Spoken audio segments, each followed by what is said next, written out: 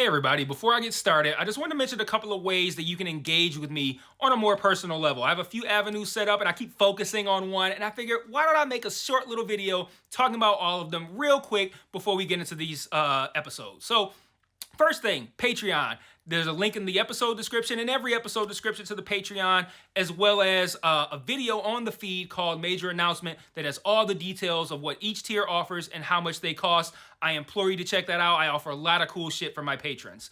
Second thing, the Discord channel. There's also a Discord link in the episode description and in every episode description.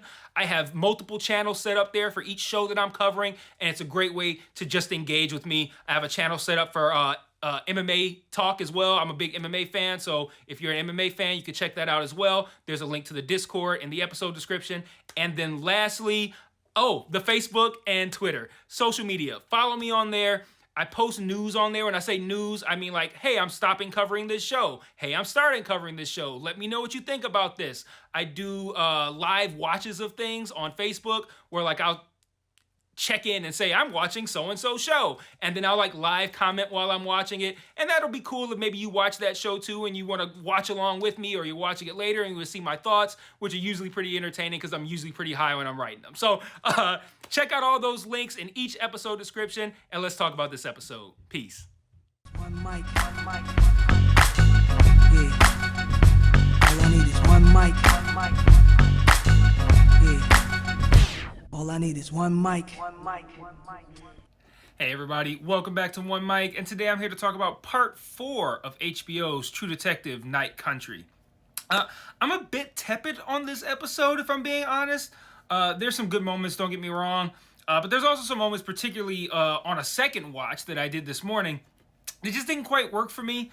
Additionally, while this episode did very little, if anything, wrong, and I don't dislike it or anything like that, it also didn't do anything to me that really stood out to me. It just kind of was there, it existed, it happened, it was informative.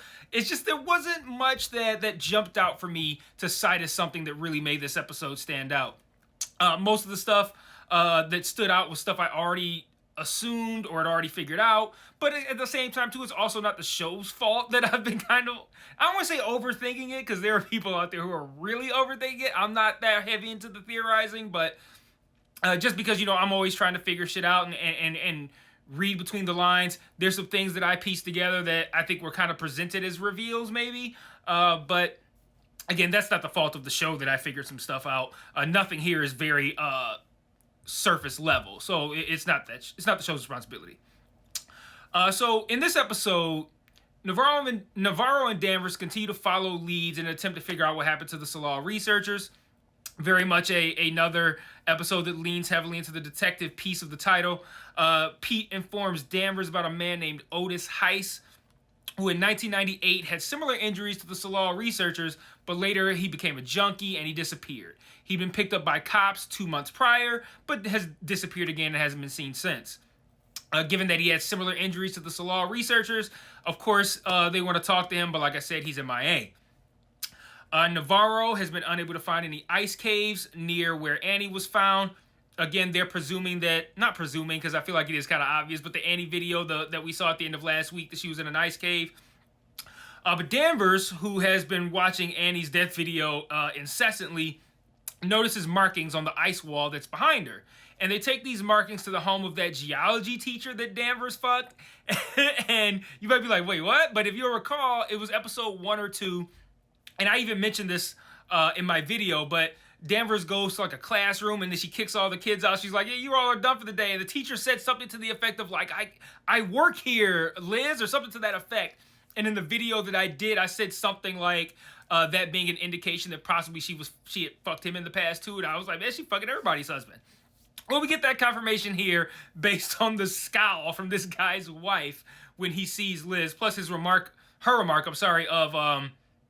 his remark. He says something like, I'm at home right now. Is this the same kind of energy he had in the classroom? Like, I'm at home right now. I can't fuck you with my family in the house. And it's Christmas Eve. I mean, that's not verbatim, but I mean, give or take, that's what he was saying. Like, I keep my I keep my side bitches outside my home. I don't fuck where I sleep. But He identifies the markings on the wall behind him as whale bones or something. They were markings of whale bones because they definitely were actual whale bones. But he identifies them as whale bones, which, as we know, whales live underwater, and I'm going to talk about that a little bit later. He also lets them know that there are in fact ice caves. They're just too dangerous and they've been shut down. He can't get the maps because it's Christmas Eve and everything's closed. I thought he was just gonna pull them up online. He's like, I get the maps. I thought he was gonna pull them online. He's like, I can't get them because they're closed. Like, is there a map store that he has to go to? But anyway, he can't get them because the map store is closed. But he says that they could try to find the guy who made the maps, a fellow by the name of Otis Heidz. Dun dun dun. So obviously they really need to find this Otis guy now, and they do at the end of the episode, but I'll come back to that in a little bit. Another subplot of this episode surrounds Navarro's sister Jules, who we open this episode seeing her walking down the street. She's wearing nothing but a bra and her pants. We see her discarded shirts on a trail behind her, and Danvers is pulling up behind her, sees her walking, has Pete call Navarro to let her know. Navarro comes and picks her up. They share a moment about, I don't want to say share a moment, because that makes it sound very intimate, but they both kind of agree that the video is fucked up and fucking with them. But then Navarro takes her sister to a mental institution, the same one that they had discussed earlier in the season, as a potential place for Jules to try out. And right away, she starts seeing things. An orange rolls out from under her bed, and there's a ghost corpse with a gold necklace and a cross charm under the bed as well. Now, I'm going to be a bit vulnerable here for you guys. And no, I'm not about to admit this scene scared me or anything like that, or I was crying or some shit.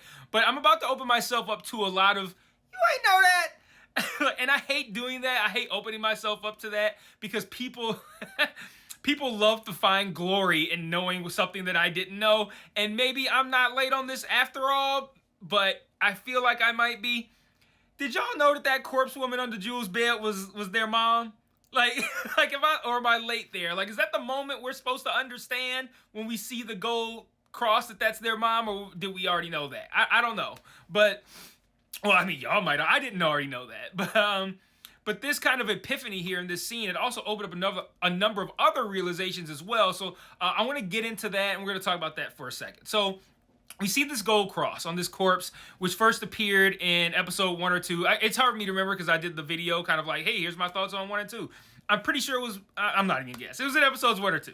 But it's inexplicably on the floor of Navarro's car, and she finds it when she's looking for something else, and she tosses it out the window. And in this moment, I remember thinking, like, what the fuck was that? About? But she had a flashback also to her mother having a mental episode while also wearing this same necklace.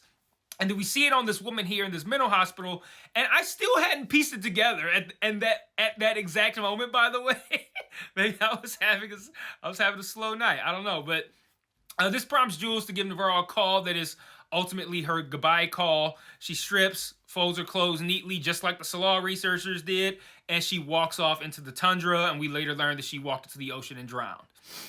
Now, Navarro and Jules' mom disappeared. We heard that story already, and this woman who they've now both seen, more on that later as well, is soaking wet when we see her here in the hospital room, and when we see her, every time we see her, she's soaking wet. We also see Navarro following wet footprints when they're in this dredge at the end of the episode. She's following wet footprints. She sees like her sister's floating body, and we know it's her sister because we see the colored hair, and she's seeing all of these water-related visions. Is Navarro and Jules' mom the connection between Annie K and the Salah researchers? And if so, what's the connection there? Or was she like Annie K and potentially the Salah researchers, and now Jules and maybe Navarro, eventually, the victim of a different entity that we don't know yet, and now that entity is now focused on Navarro as well. Also, why them specifically? Like, Annie K, Navarro, Jules, they're all connected. They're all part of this Alaskan culture here. They live here. But the Salah researchers seem entirely separate from that. So what connects the Salah researchers to these native individuals? is this entity targeting individuals who were opposed to the mines? But like, because I could see, okay, Annie K opposed to the mines, Jules probably opposed to the mines. Yeah, Jules opposed to the mines, I think. The Salal researchers, I maybe not necessarily opposed to the mines, but pro clean energy and, and healthy lungs. I don't think that's something that I don't think that's a reason to die. But they said that they were searching, things for climate change and shit like that, just bettering the earth. I would imagine that people who are doing that sort of research aren't big fans of mining. So but I don't know. Again, that seems kind of that's an interesting motivation, like anybody who supports the mines. But then again, like I said, it's limited to Navarro, Jules, Annie K. Navarro and Jules' mom. Is maybe Annie K related to them? So now it's just tied into this specific family. And then Annie K was seeing Clark. But then there's the missing tongue. What's that about? Like, so this, I don't know, man. There's still a lot to piece together in these last couple episodes. Also, there was a moment, I think it was in last week's episode, where an orange shares a pivotal scene with Navarro. In this episode, an orange appears in the scene with Jules. Like I said, it rolled out from under a hospital bed. If the cross charm holds significance to the sisters due to it being their mothers, and they both have now had mysterious interactions with an orange, what is the significance of the orange to them? And then how is that connected to their mother? I don't have an answer, just things I'm noticing, and I'm putting the questions out there. You guys can answer them in the comments. Navarro was sitting in front of a Christmas tree when we closed the episode. She said, "Fuck Christmas Eve," earlier in the episode. Does that maybe have personal significance to them as well? Did their mother make them eat oranges instead of cookies on Christmas? I don't fucking know, man, but I feel like it's all related. Before I get into what I didn't like about this episode, though, didn't I say at the top that there was nothing I didn't like? I lied. There is some stuff I didn't like. There are a couple subplots that I feel like were uninterestingly advanced in this episode as well, so I briefly want to touch on those because I feel like both of these, we need to do something here. All season, we've been seeing Liz treat Leah like shit, despite very obviously caring about her, but there's still a lot of friction between the two of them with Leah not being her actual daughter. We see more evidence of that in this episode. And y'all know, man, I don't like getting too many examples of the same shit. I'm going to start complaining eventually. But Leah vandalizes the mining offices, and when she determines that Liz took the mining office's side, she decides she's going to spend Christmas with the Pryors. And rather than talking her out of it, like, no, I didn't take their side. Come on, stay. Liz is kind of like, well, at least let me make the turkey first. And then she's like, nah. And then she's like, what? And then Liz like, she's like, no, I'm leaving. And Liz like, well, fuck you then. I'm like, okay. All right, mom of the year. No, she didn't say that. But, she did very much give that kind of energy, though. Like, it was very much you're supposed to try to call them back and you push them away instead. But again, that's just another example of the dynamic that already exists between them that I'm already aware of. I didn't need another example. Let's get on with it. Let's have something happen here. Similarly, the same thing happens with Pete and the plot line with his wife.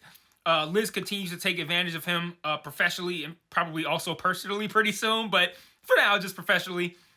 And then when he finally gets home on Christmas Eve, he apologizes to his wife, but then flips it. Also, like, you never wanted to have a kid anyway, and I ruined your life. Like, shit, like, what the fuck? No, like even by the usual standard of flipping an argument on the other person to avoid losing the argument, that was still a really extreme direction to take that conversation. And I feel like it didn't even really fit with his character. He's always seemed very kind, and that felt very malicious, I would say. That felt very malicious, that comment. And I don't know, that didn't really seem to fit that character to me. Let's see. But that was just the stuff that was kind of mad. I'm just like, okay, more examples of what I already know. Let's get this moving. But there are a couple of things that I just flat out didn't like and that need to go somewhere fast. For starters, I didn't like the scene toward the end of the episode where Navarro tells Danvers about Jules' death. In this scene, Navarro shares a belief that this entity killed her mother and sister and is now coming for her.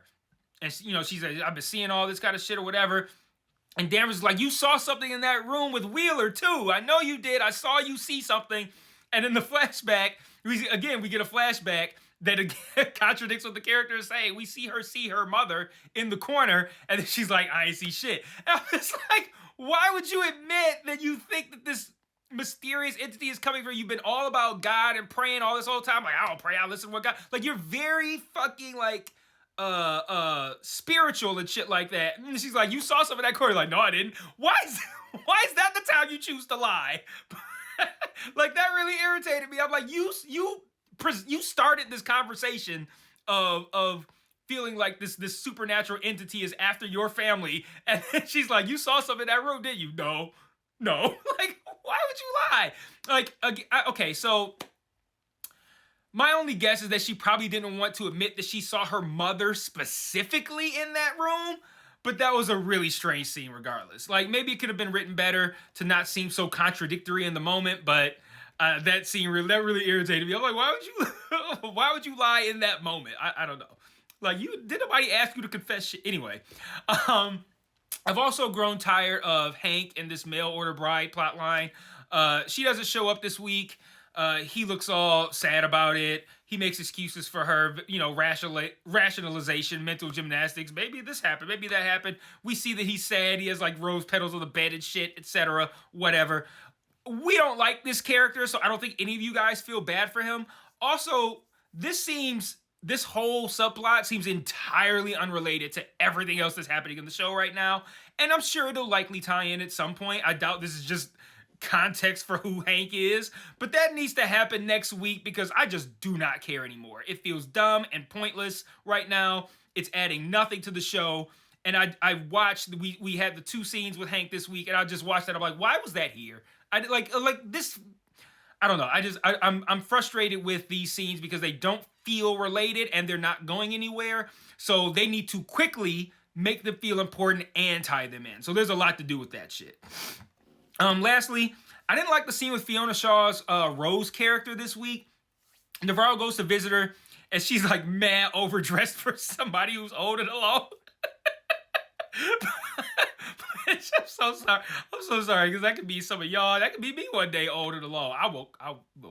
But I'm sorry, I wouldn't make fun of her. But she is old and alone and dressed like she's about to go to the ball and shit. But she's made this smorgasbord for dinner. I just don't see the point of this scene either. Like, you got Fiona Shaw and you want to use her? Great, I understand. But did we need that scene? Like, I kind of feel like we didn't. Like, she talked about, like, yeah, in my past, I used to be a professor, and then I didn't, and now I came here, and now I thought I was going to be alone, but the dad keep talking to me. And I'm like, well, we already knew that the dad were talking to you, so we learned nothing in this scene other than that she used to be a professor back in the day. And that may be important, but it felt really fucking pointless last night. So, yeah, I don't know. A few scenes where I'm just like, that didn't work for me. But before I end, I want to close with a couple of thoughts, and these aren't critiques or anything like that. Just questions I want to pose that you can feel free to roll around in your head or answer in the comments. Why does Danvers need white noise so much? To escape from her own mind drifting, maybe to drift to shit with her husband and son. I don't know, but I'm curious if they're going to explain why she's so into white noise. Danvers is really shitty to Pete. But the show has really leaned into how she fucks everybody's man, and Hank made that comment about her being Mrs. Robinson to him. Is there a chance you think that she does try to fuck Pete? Like, is she gonna sink that low? I feel like that's gonna be her rock bottom, and it's probably gonna happen. The attempt. I don't think it's gonna happen, but she's gonna attempt it. He's already in conflict with his wife. He's spending a lot of time with her. He kowtows to every fucking request that she makes. She has a habit of fucking other people's husbands. I mean, it's all there. Like, I don't know, but I still think something would have to happen to her to push her to that point. Maybe something with Leah. Maybe Leah's like, yo, fuck you, I'm never coming back. Or maybe something with my man, the police guy that's running for mayor. Connolly. Yes, Connolly. Maybe something with him. I don't know. I feel like there's gonna have to be something to push her to do that. But I feel like they're kind of setting that up. Why would that geologist guy put a light right above his right above the chair that he sits in? Like, he has to hit his head every single time he stands up. Why the fuck? Like, okay, the light was probably already there, but why would you put your chair underneath the light? Like, you can move it. I don't know. I don't know, it's Danvers, when she's like looking at the video, she like taps her screen like an old person. Really, really fucking loud. Like, and I don't think that's a thing where like, hey, we want Danvers to like really push her screen really hard. No, I think Jodie Foster is old and that's how she uses phones. But all in all, just a solid episode, informative episode. Set up the final two pretty well, but at this point, some of these subplots need to start tying in or justifying their existence.